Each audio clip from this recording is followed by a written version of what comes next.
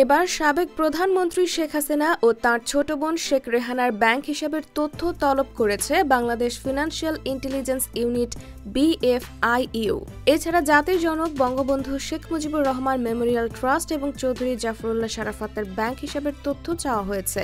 5 দিনের মধ্যে লেনদেন, হিসাব খোলার ফর্ম, KYC সহ যাবতীয় তথ্য পাঠাতে হবে।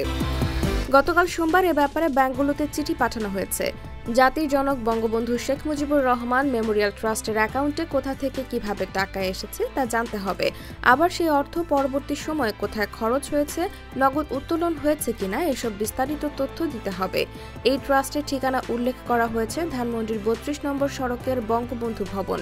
ট্রাস্টের চেয়ারম্যান শেখ হাসিনা, তার বোন শেখ রেহানা অন্যতম ট্রাস্টি।